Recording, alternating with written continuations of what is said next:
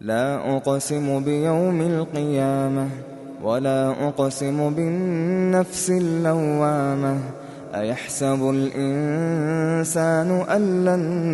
نجمع عظامه بلى قادرين على أن نسوي بنانه بل يريد الإنسان ليفجر أمامه يسأل أيان يوم القيامة فإذا برق البصر وخسف القمر وجمع الشمس والقمر يقول الإنسان يومئذ أين المفر كلا لا وزر إلى ربك يومئذ المستقر ينبأ الإنسان يومئذ بما قدم وأخر بل الإنسان على نفسه بصيرة ولو ألقى معاذيره لا تحرك به لسانك لتعجل به إن علينا جمعه وقرآنه فإذا قرأناه فاتبع قرآنه ثم إن علينا بيانه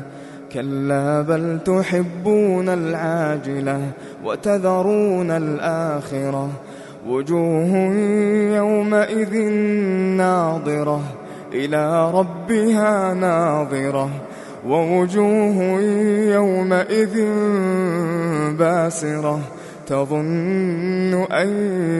يفعل بها فاقرة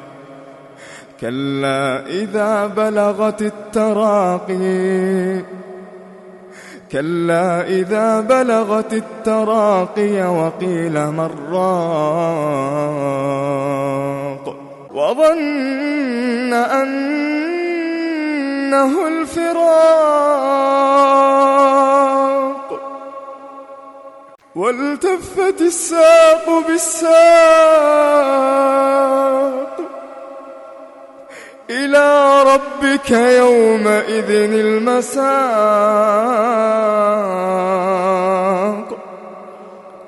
فلا صدق ولا صلى